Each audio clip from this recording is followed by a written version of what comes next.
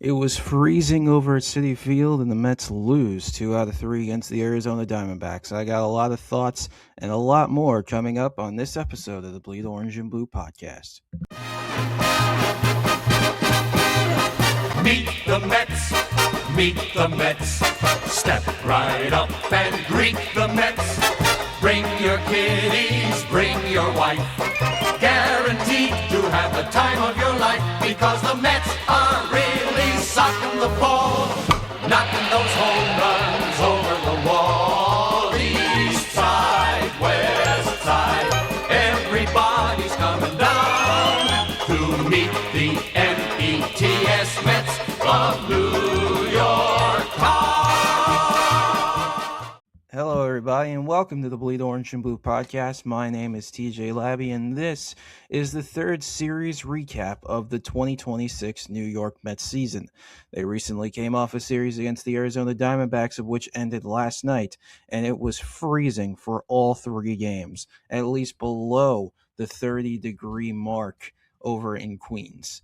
And apparently the Mets bats also were frozen in the ice of those temperatures as well during this series, as they lose 2 out of 3 to the Arizona Diamondbacks. They're now off a 2-game losing streak, and unfortunately look like they're back to their old ways with runners in scoring position, and apparently don't know how to hit either. The first game was perfectly fine. The second game was not good. And then the third game probably infuriated me the most, of which was last night. So without further ado, let's get right into our recap. The first game, the Mets won 4-3 in 10 innings against the Diamondbacks via a walk-off hit by Ronnie Mauricio, which would be, believe it or not, his only at-bat in this series. Luke Weaver would get the win. Paul Sewald, former Mets closer, would get the loss. In the stat lines for this game, for the Mets, Freddie Peralta was on the mound. He went 4 2/3, 3 hits, 3 earned runs, 3 walks, 5 strikeouts. Those 3 earned runs would be inherited as Huascar Braziban came in for a third of an inning, gave up 2 hits, and nothing across the board. Luis Garcia then came in for 2 innings, 1 hit, no runs allowed. Brooks Raley were for 1 inning, 1 hit, 2 strikeouts. Devin Williams, 1 inning, 2 hits, 2 strikeouts. And then Luke Weaver, who would eventually get the win with 1 strikeout to end it off. And the reason why it wasn't the greatest start for Freddie Peralta is his pitch count. Over 101 pitches were thrown, and it was only 4 2/3 innings. That cannot happen when you are being, in this discussion to get this huge extension with the Mets and is supposed to be the ace. But it looks like he's not looking his ace self so far. From the hitting, Lindor finally broke out of an 0 for a million slump over in San Francisco, going 2 for 5 with a strikeout. Bichette 1 for 5 with a strikeout. Polanco 2 for 4 with a strikeout, and keep in mind he has a flaring Achilles injury, flaring Achilles issue right now. So hopefully that's not that much of an issue. If anything, it'd be an IL stint, which wouldn't be the worst thing in the world. Tyrone Taylor, he didn't have a recorded at bat, but he had a run scored because he was the ghost runner on second in the bottom of the 10th inning. Mauricio got the walk-off hit, went 1 for 1 with an RBI. Robert Jr. went 0 for 2 with a walk and 2 strikeouts. Beatty 1 for 3 with an RBI and a strikeout. Vientos 0 for 3 with a strikeout. Jared Young pinch hit for him, and he got an RBI off a sac fly. Marcus Semien went 0 for 4. Carson Bench 0 for 3 with a walk. And then Francisco Alvarez 1 for 3 with a run scored and a walk. The way this game all went down from the scoring, Brett Beatty got the Mets on the board first, made it 1-0 on a sacrifice fly. Lindor then with an RBI, apparently it was a double, but they did not record him getting the RBI. I thought he'd get the RBI, but apparently Alvarez scored because of the throwing error by right fielder Corbin Carroll, so no RBI was rewarded to Lindor on that. Then Adrian Del Castillo with an RBI, a 2-run RBI single tied the game at 2, and then Arenado with an RBI double made it 3-2. Both of these were bloop hits, so that's even better. Jared Young then with a sacrifice fly in the bottom of the eighth to make it tied at 3-3. And then Ronnie Mauricio, in his first at bat since being called up from the minors, comes up and slashes one to right field to win the game for New York, wins, and the Mets win it 4-3. That would increase their winning streak from the 3-game winning streak that they had from San Francisco up to 4. So great start for the Mets in game 1 of this series, but did it continue? Game 2, the Mets lost 7-2. Ryan Nelson getting the win for the Diamondbacks. David Peterson getting a loss for the Mets. And this was not a great game for the Mets nor David Peterson, as his line in this game: 5 innings, 6 hits, 5 earned runs, 2 walks, 6 strikeouts. He was really not good at all, giving up 5 of those runs in the first 2 innings of this game. Sean Manaea then came in to piggyback off him, went 4 innings, gave up 5 hits, 2 earned runs, 2 walks, 2 strikeouts. 2 of those earned runs were, I thought they were inherited. They weren't inherited. He got himself into that own jam. Also, forgot to mention in game 1, the Mets went 2 for 7 with runners in scoring position and left 8 men on base. So they weren't the greatest with runners in scoring position in that game either. But then the hitting for game 2. Lindor went 0 for 5, so he's back on an 0 for streak with a strikeout. Bichette 2 for 4 with a run scored and a strikeout. Polanco 0 for 4. Luis Robert Jr. 2 for 4 with a run and 2 strikeouts.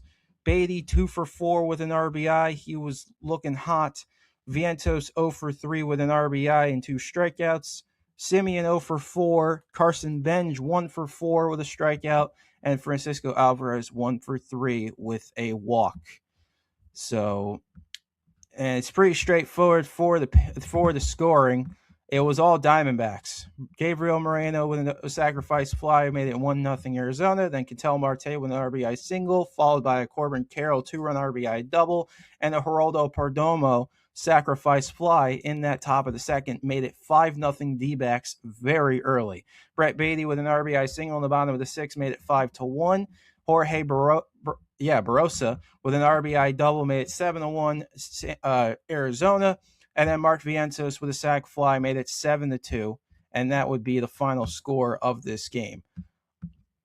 So not looking great for the Mets. And it's funny because a lot of us in the Mets group chat conceded this loss and was like, all right, fine, because we have the real ace on the mound tomorrow night. And also forgot to mention the final line for the scoring. D-backs 3 runs, 9 hits, 1 error. This is from game 1. Mets 4 runs, 8 hits, and 1 error in that game. Game 2, D-backs 7 runs, 11 hits, 2 errors. The Mets had 2 runs, 8 hits, and 1 error.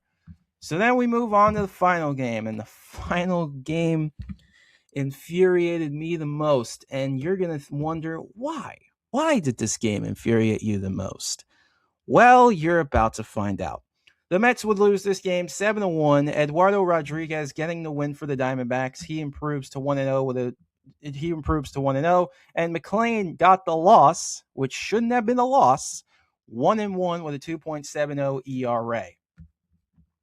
So you're thinking, TJ, why are you infuriated? Well, let's take a look at the pitching stat lines, and I'll tell you why.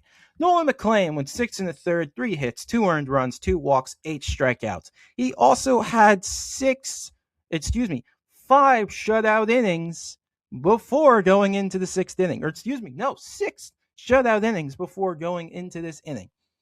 And it was a case of Carlos Mendoza not knowing how to manage him and decides to pull him after after striking out Del Castillo. The scenario would have been it. So here's how I'll basically say it. What I would have done in this spot with McLean is he comes in, it's a walk, fine. He gives up a walk, whatever. Then he strikes out Del Castillo, and then that's it. I'm pulling him. I'm bringing in Weaver because I'm more comfortable with Weaver coming in with a runner on first and 1 out than with him coming in the situation that he actually came in with 2 runners on and only 1 out. And what did Weaver do? Well, blew the doors off the place as he went 2/3 of an inning, 2 hits, 2 earned runs, and also gave up those 2 inherited runners for McLean. So unfortunately, those 2 earned runs on McLean are the 2 inherited runners that he left in because Carlos Mendoza does not know how to operate a bullpen correctly and needs to stop looking at analytics and actually look at what's going on. McLean was getting tired. It's done. Pull him out. It's okay. And then you give yourself a better chance to win this game. But unfortunately, the Mets do not do that. Luis Garcia then came in. He only won a third of an inning. 3 hits, 3 earned runs, 1 walk. He has looked deplorable in his recent stints in the bullpen. And then Richard Lovelady was the best one of the night because of course he was. He went inning and 2/3, nothing across the board other than a strikeout. And then the hitting for the Mets. Lindor, 1 for 4. So he actually did get a hit last night. I forgot that he did. It was a single. Bo Bichette, 1 for 3. Luis Robert Jr., 1 for 3 with a run scored, an RBI, a walk, and 2 strikeouts. Mark Vientos, 0 for 4 with a strikeout. Marcus Semien, 1 for 4 with a strikeout. Francisco Alvarez, 0 for 4 with a strikeout. Brett Beatty, 1 for 4 with a strikeout. Luis Torrens, 0 for 4. Tyrone Taylor, 1 for 2. And then Jared Young, 0 for 1. The Mets, with team with runners in scoring position, went 0 for 5 and left 7 runners on base. And the final line for this game was the Diamondbacks, 7 runs, 8 hits, no errors. Mets, 1 run, 6 hits. I'm going to eventually get better at that with my pronunciation. And no errors across the board. The scoring in this game, well, we thought it was going to be a great game. Luis Robert Jr. with a solo shot in the bottom of the first made it a quick 1-0 New York Mets lead. Then they take out Nolan McLean in the 7th and bring in Luke Weaver, who then gives up a RBI double to Gabriel Moreno. And Alec Thomas reached on a fielder's choice by Mark Vientos. So that's fun because he decides to throw home and did not get the runner who was Jose Fernandez, who was lightning quick at home plate, made it 2-1. Tim Tawa with a sacrifice fly made it 3-1, and then Jorge Barosa with an RBI triple made it 4-1. So it's 4-1 Arizona going into the 8th inning, and it just gets worse from there. Del Castillo with an RBI double, 5-1 Arizona. Jose Fernandez RBI groundout made it 6-1. Gabriel Moreno RBI double made it 7-1. And that was all she wrote for the New York Mets this evening. And it was just terrible, horrible, not right, inexcusable. I don't care if it's game 13. Game 14 tonight. This isn't necessarily a rant. It's more of this is a series that cannot happen, and it's inexcusable that it did happen. And this needs to stop. Like all this crap with Mendoza not knowing how to manage a bullpen, and then the offense going on hot and cold stints. It's just inconsistency after inconsistency after inconsistency. And this needs to stop now. And it's not even with the team it's with the owner. The owner needs to stop using his Twitter. Steve Cohen, get off Twitter now. Enough. The fans are doing what they can. So you're probably thinking, what are you talking about? Why are you saying this stuff about, Steve Cohen, the almighty Steve Cohen? Well, recently, Steve Cohen was on his Twitter account. And apparently there was a free ticket giveaway. Okay. He was asking why there weren't enough fans there or whatever, or something of that nature. He tweeted this: the free ticket giveaway was fully subscribed within hours yesterday. Guess the percentage of no-shows from the ticket offer. The answer is 58%. You want to know why the answer is 58%, Mr. Cohen? Because it was freezing. That's why. It was below 30 degrees Tuesday, Wednesday, and yesterday. It's freezing. This winter seems like it's never going to end, even though we have entered spring. So stop complaining that the fans are not going to the park. It's also a school night, it's a work night, and some people have kids. So they have to take care of their families. Yes, I understand that you want more attendance and you want more people to go to games, but you got to get to the point where it's like, dude, we're trying here.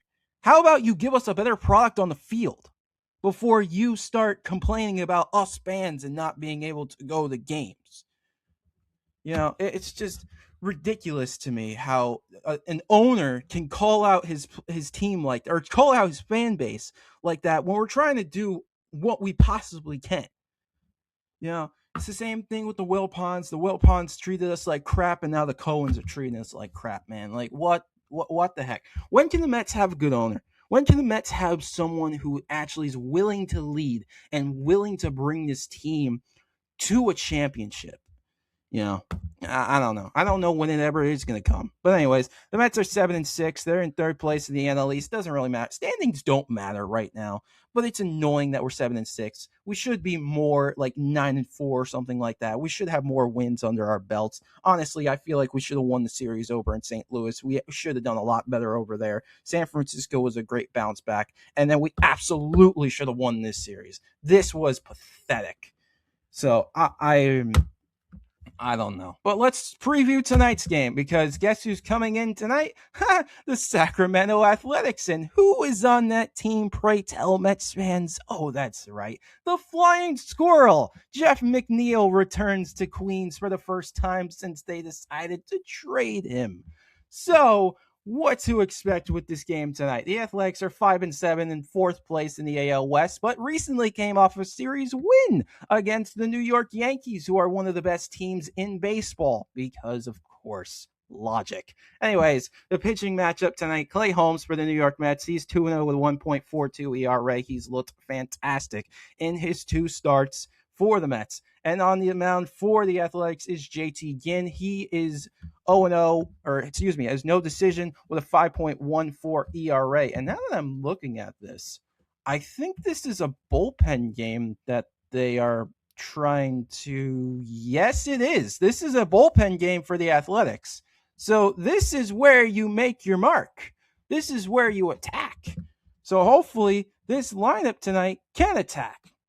But let's take a look at those lineups. First, for the Athletics, Lawrence Butler leading off, Nick Kurtz batting second, Shea Langoliers batting third, Tyler Soderstrom batting fourth, Jacob Wilson batting fifth, Jeff McNeil, the hometown boy, the returning player from the Mets to Queens, batting in the sixth spot, Max Muncy batting seventh, Carlos Cortez batting eighth, Dallas Clark batting ninth. One more time, Butler leadoff, Kurtz batting second, Langoliers third, Soderstrom fourth, Wilson fifth, McNeil sixth, Muncy seventh, Cortez eighth, Clark ninth. And the lineup for your New York Mets, Francisco Lindor leading off. I don't know why. I think you need to eventually give him some time down in this lineup because he has looked very bad and has not looked the greatest. Still with no RBIs on the season, and we're heading into the 14th game tonight. Bo Bichette batting second for the Mets tonight. He is in the DH spot. Jared Young taking the duties over at first base, batting third. Luis Robert Jr. in the cleanup spot in center field. Brett Beatty in right field again tonight, batting fifth. Marcus Semien at second base, of course, batting sixth. Ronnie Mauricio is taking a start at third base tonight as he's batting seventh. Francisco Alvarez batting eighth, of course, catching. And then Carson Bench over in left field batting ninth. One more time, Lindor leadoff, Bichette second, Young third, Robert Jr. fourth, Brett Beatty fifth, Semien sixth, Mauricio seventh, Alvarez eighth, Carson Bench ninth. This game tonight, of course, is at 7:10 p.m. Eastern. The Mets is on Pix 11 tonight. Gary took the night off last night, so hopefully it'll be Gary, Keith, and Ron tonight. No disrespect to Steve Gelbs. Unfortunately, no one can be better than who Gary Cohen really is. And also, Steve Gelbs is more better at his sideline reporting job than he is as play-by-play guy, but he has done a great job. I will give him that. He's done a little bit better. So now, who is the star of this series against the Diamondbacks, and who is the low light of this series between the Diamondbacks? If I had to pick someone, for the highlight or the star of the series, looking at all three of these games, just sorely based on the start he put up last night, it's Nolan Lightning McLean, and I don't think it's particularly even close because he was fantastic. He threw 6 shutout innings before going into the 7th inning and being pushed too long. I think it's fully he deserves it based on the start that he put up last night, and he's looked great out of the starting rotation. He's looked more comfortable, and I hope and pray this isn't another Jacob deGrom situation and that we can actually figure it out and give him run support in the starts of which he is on the mound for. The low light of the series is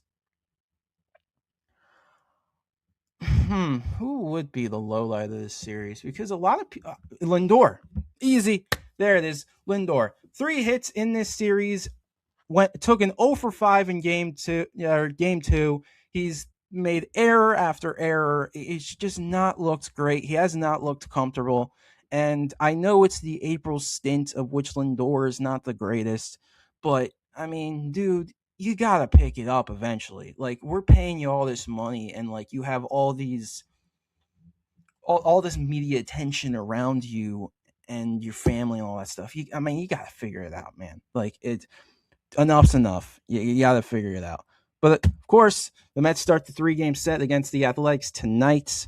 What am I looking for? I'm looking for another Clay Holmes dominant start for game 1, and then figure out what you need to figure out going into the later games, because the lineup I believe going for this series is going to be Holmes tonight, Senga tomorrow, Peralta on Sunday. Also, it is the first blackout night over at Citi Field tonight. They're wearing their black uniforms, so maybe we can also get a win on the blackout night, and hopefully, as prime tradition, hopefully Jeff McNeil doesn't go 2 for 4 with 3 RBIs tonight, and hopefully the bullpen doesn't collapse tonight either. But anyways, that is it for this episode of the Bleed Orange and Blue podcast. Thank you all for listening. Make sure to give it a subscribe over on the YouTube channel. And as for this episode, you can put it in the books.